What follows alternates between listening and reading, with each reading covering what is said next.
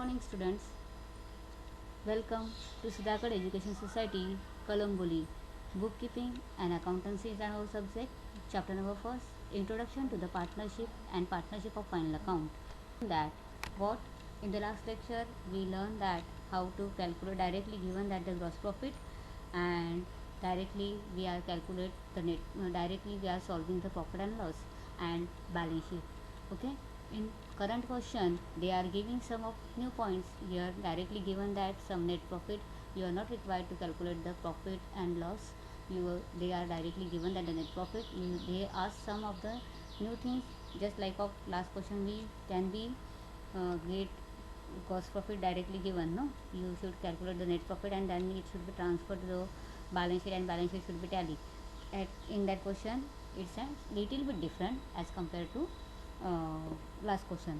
मागच्या क्वेश्चनमध्ये gross profit यांनी calculate करायला आपल्याला दिलेलं होतं, कॅल्क्युलेट करून दिलेलं होतं, आपल्याला कॅल्क्युलेट करायची गरज नव्हती.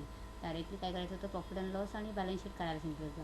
या क्वेश्चनमध्ये सेम तसंच थोडंसं वेगळं दिलेलं आहे. तर आपण आपल्या क्वेश्चनला सुरुवात करूया.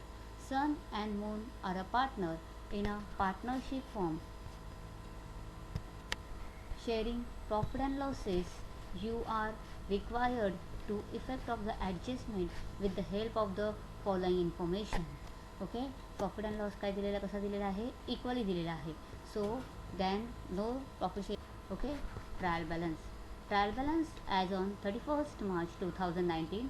Debit balance amount land and building 40,000, furniture 18,000, machinery 1st July 2018 40,000, goodwill 2,000, wages 2,000, current account moon 4,000, 8% debentures purchase on 1st October 2018 8,000, provident fund investment 3,500, stock on a postal stamp 500, capital account sun 33,500, moon 33,500, current account sun 6,000, sundry creditors 25,000, bank overdraft 10,000, reserve fund 5,000, provident fund 5,000.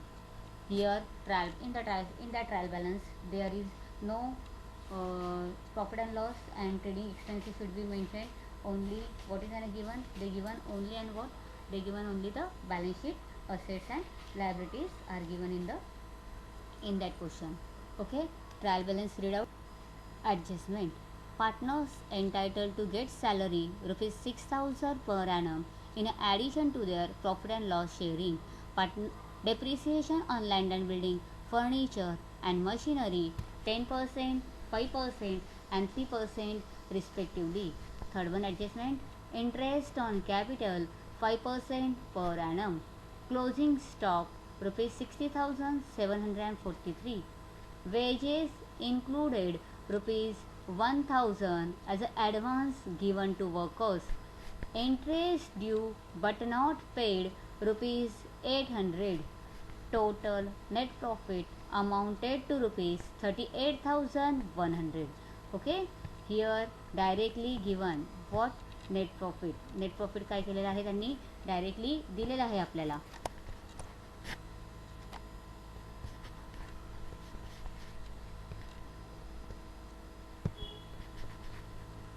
इथे तुम्हाला कोणा दिलेला आहे net profit कसं दिलेलं आहे, 38,113. Okay, so you are required to prepare balance sheet and partners current account. काय दिलेलं आहे त्यांनी, आता आपल्याला काय कॅल्क्युलेट काय सांगितलेलं आहे, पार्टनर्सचं करंट अकाउंट बनवायला सांगितलेलं आहे, बॅलन्स शीट बनवायला सांगितली आहे. म्हणजे प्रॉफिट अँड लॉस बनवायचं नाही. आपण दरवेळेस क्वेश्चनमध्ये काय करत असतो, ट्रेडिंग, प्रॉफिट अँड लॉस आणि बॅलन्स शीटची काय करत असतो, क्लासिफिकेशन करत असतो. त्याच्यानंतरून ॲडजस्टमेंटचे इफेक्ट्स कुठे कुठे जाणार असतात ते लिहित असतो. आता डायरेक्टली याच्यामध्ये त्यांनी काय दिलेले आहेत, ॲडजस्टमेंटचे इफेक्ट पार्टनर्सच्या कॅपिटल अकाउंट आणि करंट अकाउंट दोन्ही दिलेले असल्या कारणास्तव आपण काय बनवणार आहोत, पार्टनर्सचा करंट अकाउंट बनवणार आहोत आणि पार्टनर्सचं करंट अकाउंट बनवणार आहोत. कॅपिटल अकाउंट बनवायची आवश्यकता नाही. कॅपिटल अकाउंट करंट अकाउंट ज्यावेळेस दिलेलं असेल त्यावेळेस आपण काय करणार आहोत, कॅपिटल अकाउंट जसे तसं बॅलन्स शीटमध्ये लिहून घ्यायचं. करंट अकाउंट पार्टनर्सचं ओपन करून all of the adjustment effect should be showing in the current account. Whenever capital account and current account are given in the question, at that time we are prepared only a current account, not a capital account. Capital account directly posted in the balance sheet.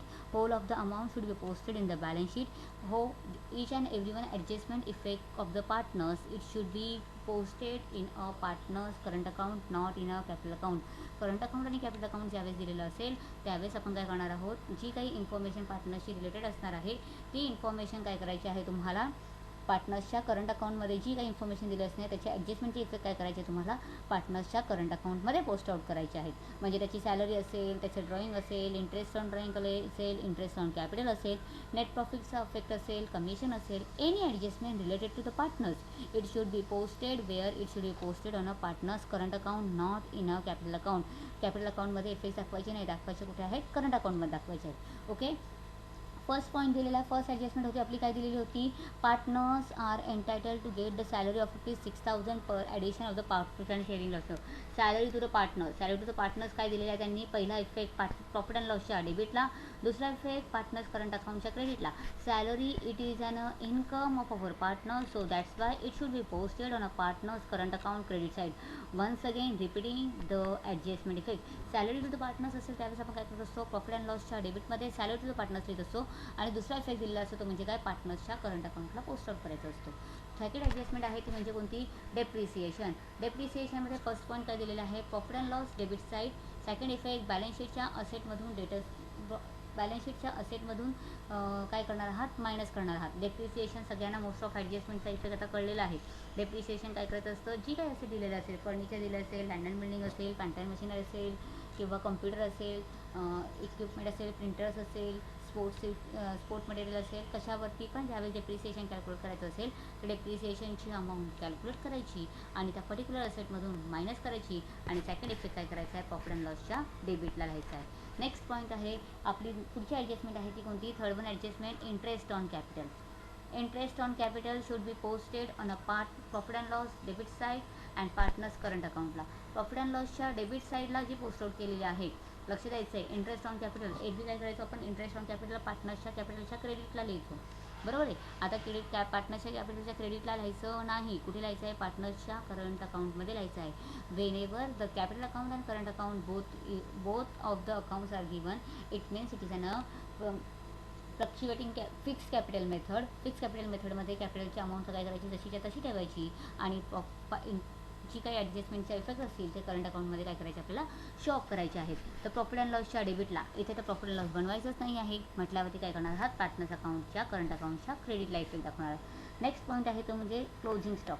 Closing स्टॉकचे दोन effect डोळे बंद करून आपण सांगणार आहोत ते म्हणजे काय, ट्रेडिंगच्या क्रेडिटला, बॅलन्स शीटच्या असेटला.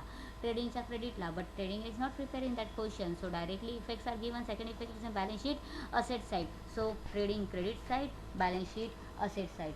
पुन्हा एकदा सांगते, सॅलरी पार्टनर्सला डिस्ट्रीब्यूट केली आहे तर पार्टनर्स करंट अकाउंटच्या क्रेडिटला, प्रॉफिट अँड लॉसच्या डेबिटला. त्याच्यानंतर डेप्रिसिएशनचे दोन इफेक्ट बॅलन्स शीटच्या असेटमधून मायनस करायचे आणि प्रॉफिट अँड लॉसच्या डेबिटला.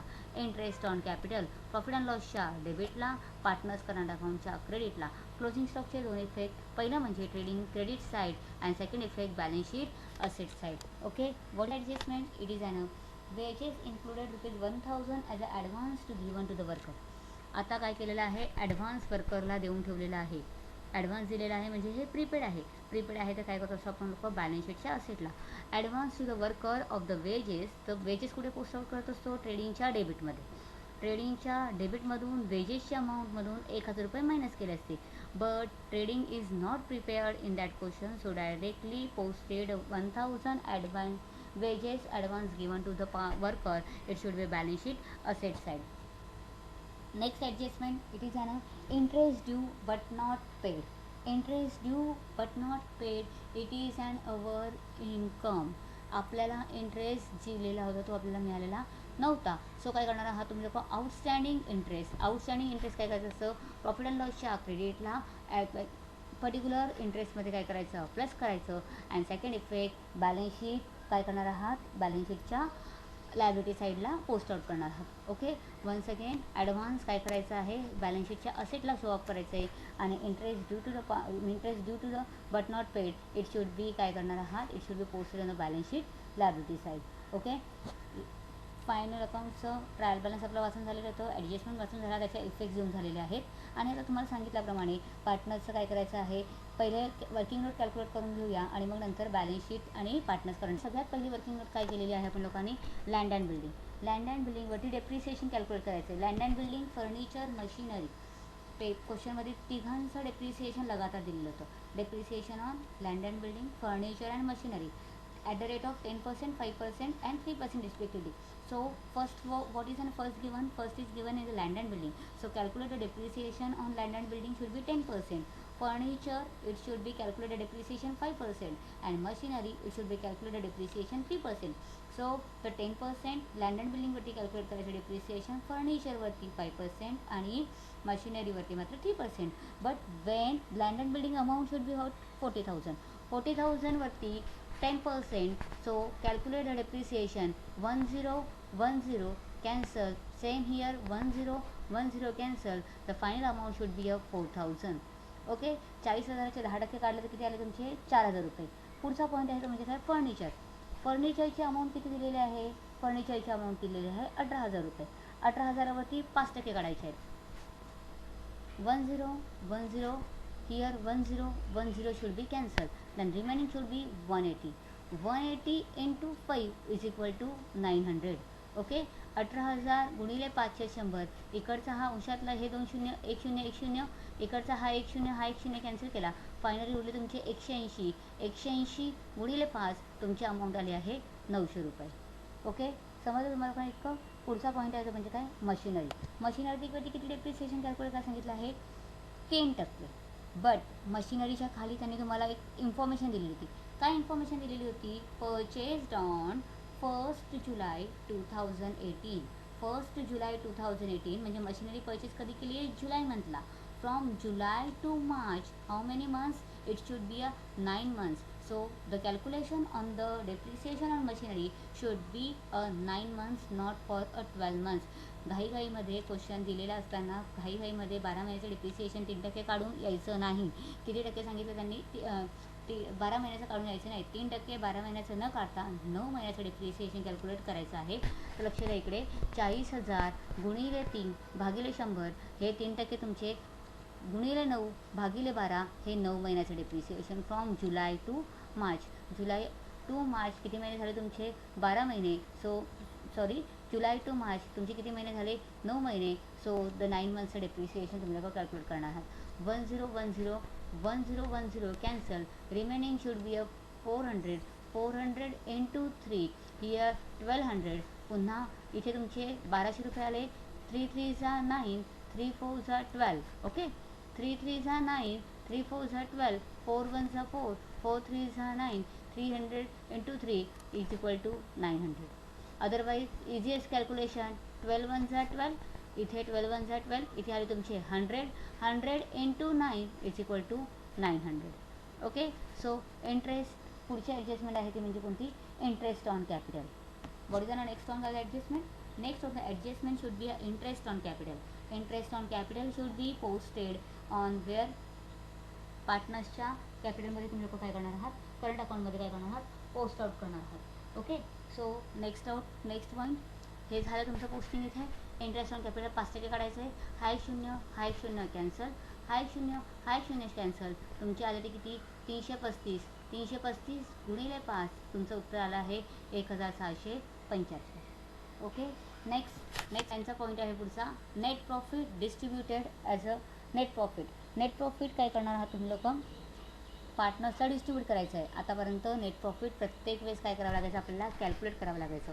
मात्र आता नेट प्रॉफिट कॅल्क्युलेट करण्याची आवश्यकता नाही. नेट प्रॉफिट त्यांनी डायरेक्टली कॅल्क्युलेट करून दिलेलं आहे. आणि प्रॉफिट शेअरिंग रेशो काय होता, इक्वली म्हणजे दोघांना काय करायचं, डिस्ट्रीब्यूट. सोपं, दोघांना काय करायचं आहे, अर्ध वाटून टाकायचं आहे. अर्ध वाटून टाकलं तुम्ही लोकांनी. अर्ध वाटलं म्हटलं तर किती येणार तुमचे, हे तुमची अमाऊंट येणार आहे 38,113 भागिले 2. तुमचं उत्तर येणार आहे ते किती येणार आहे तुमचं, 19,056. ते तुम्ही काय करणार आहात, पार्टनर्सला डिस्ट्रीब्यूट करून दोघांना वाटून टाकणार आहात. ओके. आन्सर, पुढचा आन्सर सोल्व करायला सुरुवात करूया. पुढचा पॉईंट आहे तो म्हणजे काय तुमचा, बॅलन्स ऑफ द ॲडजस्टमेंटच्या पूर्ण वर्किंग नोट झाल्या आहेत. आता तुमचा पॉईंट येतो तो म्हणजे काय, पार्टनर्स, करंट अकाउंट आणि तुमची बॅलन्स शीट. ओके, करंट अकाउंटमध्ये कॅपिटलची बॅलन्स काय, सगळ्यात पहिले काय दिलं होतं, डेबिट बॅलन्समध्ये. ट्रायल बॅलन्सवरती यावर ट्रायल बॅलन्सवरती काय दिलेलं आहे, सगळ्यात पहिले लँड अँड बिल्डिंग दिलेलं आहे. लँड अँड बिल्डिंग बॅलन्स शीटच्या असेटला लिहिलं 40,000. 40,000मधून डेप्रिसिएशन 4,000 रुपये काय केले, मायनस केले. बाहेरच्या कॉलममध्ये किती आले तुमचे, 36,000. ओके, दुसरा पॉईंट काय दिला आहे त्यांनी, फर्निचर. फर्निचर किती होते, 18,000. त्याच्यावरती डेप्रिसिएशन काय केलं, मायनस केलं, ते किती आलं, 900. बाहेरच्या कॉलममध्ये तुमचे आले 17,100. तिसरं काय दिलं आहे, मशिनरी. मशिनरी किती दिलेलं आहे, 40,000. त्याच्यावरती डेप्रिसिएशन किती काढलं, 3%, 900. 40,000मधून 900 रुपये वजा केले. बाहेरच्या कॉलममध्ये आले तुमचे किती, 39,100. हां, पुढचा दिलेला आहे गुडविल. गुडविलची अमाऊंट तुमची 2,000 रुपये जशीच्या तशी लिहिली. पुढचा पॉईंट आहे current account of moon.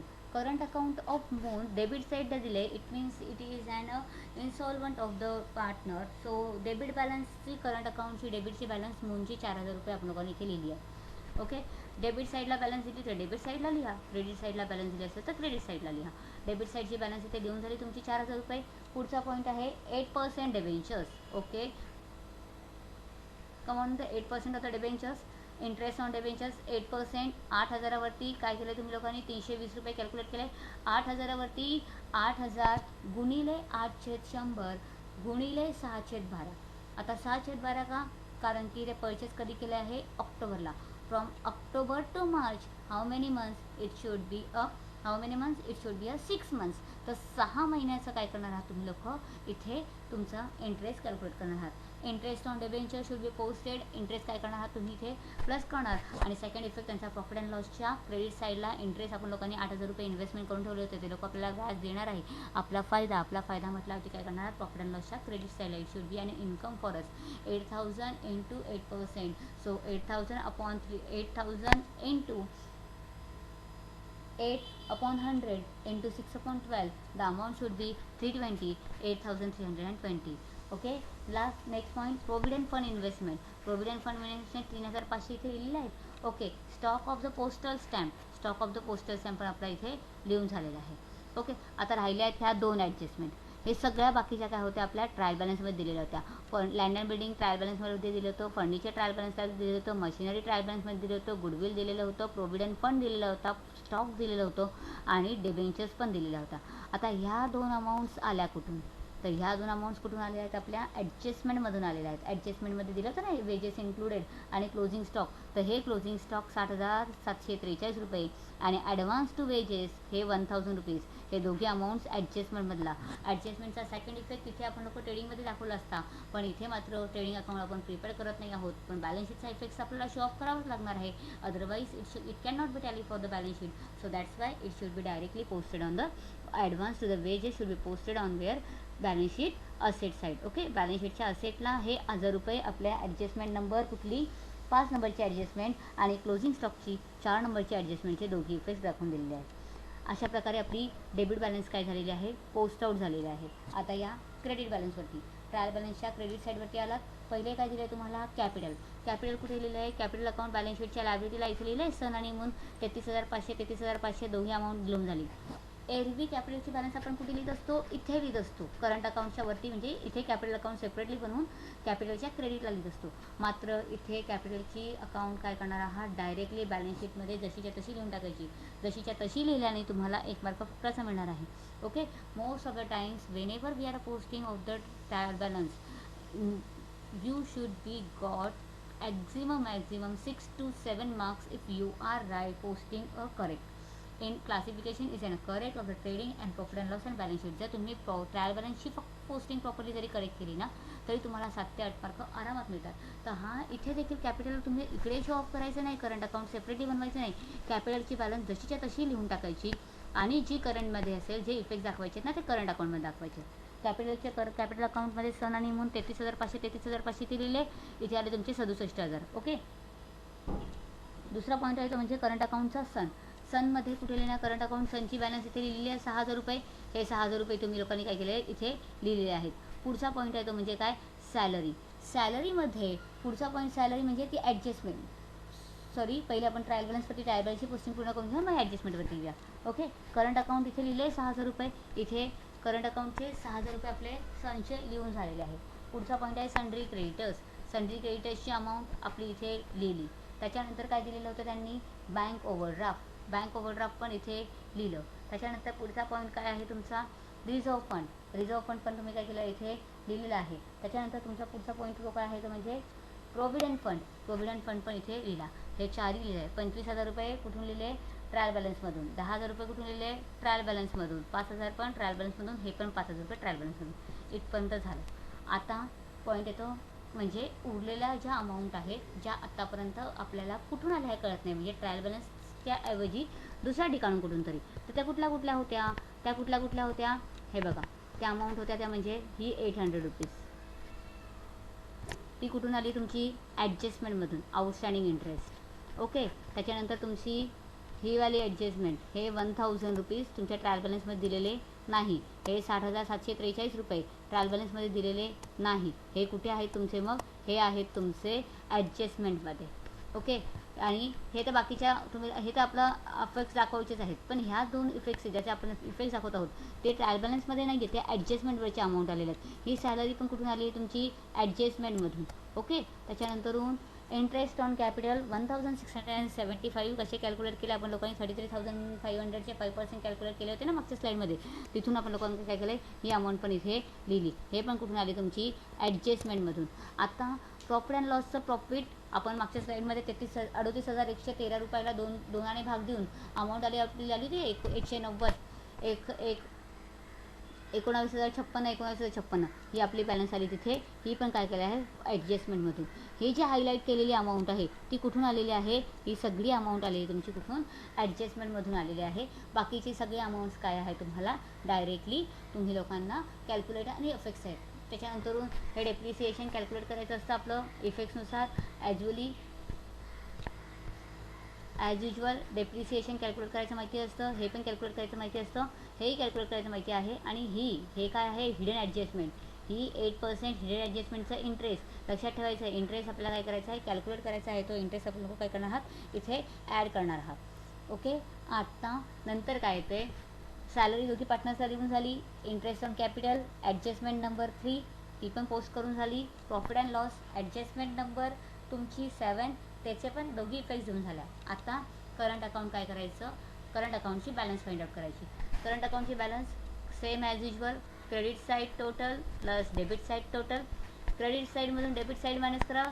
Balancing amount should be transfer to balance sheet. once again 6,000 plus 6,000 plus 1,675 plus 19,056, total should be 32,731. 32,731 minus here balance, here nothing balance, so that's why the sums of the capital balance should be, current account balance should be 32,731. here 6,000 plus 1,675 plus 19,057 ह्या तिघांची total केली, balance आली तुमची 26,732. 26,732 minus 4,000, the balance should be 22,732. 32,732 should be write down here. 22,732 balance should be write down here. And finally our balance of the outer column and balance sheet should be tallied. The 1,68,263. once again repeating, पुन्हा एकदा सांगते, काय केलं आपण लोकांनी, trial बॅलन्सचं क्लासिफिकेशनची आवश्यकताच नव्हती, कारण की इथे डायरेक्टली तुम्हाला लोकांचं बॅलन्स शीटचीच फक्त बॅलन्सेस दिलेल्या होत्या. त्या बॅलन्स शीटच्या बॅलन्सेस लिहून घेतल्या. प्रत्येक ॲडजस्टमेंटच्या वर्किंग नोट 2 इफेक्ट्स लिहून घेतले. कॅल्क्युलेशन्स वर्किंग नोट कॅल्क्युलेशन करून घेतल्या. ज्या वर्किंग नोट तुम्हाला करायच्या होत्या, डेप्रिसिएशनची होती, इंटरेस्ट ऑन कॅपिटल होतं, त्याच्यानंतरून नेट प्रॉफिट होतं, त्याच्यानंतरून तुमचं डिबेंचर्सची होती.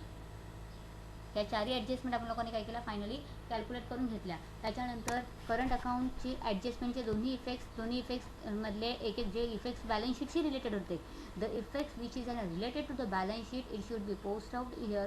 Because of trading and profit and loss account we are not prepared. Trading आणि प्रॉफिट अँड लॉस अकाउंट आपण लोक बनवत नाही आहोत, पण बॅलन्स शीटशी रिलेटेड जे काही इफेक्ट्स होते ते इफेक्ट्स आपण लोकांनी काय केले, इथे पोस्ट आउट करून घेतले. ते पोस्ट आउट केल्यानंतर आपण लोकांनी काय केलेलं आहे, फायनली नंतर करंट अकाउंटची बॅलन्स फाइंड आउट केली आणि करंट अकाउंटची बॅलन्स शीटला ट्रान्सफर केली आणि बॅलन्स शीट फायनली काय केलेली आहे, टॅली केलेली आहे. सो अशा प्रकारे क्वेश्चन नंबर 9 आपला सॉल्व झालेला आहे. Thank you. In the next lecture we should be solve a next question with new adjustment, new question.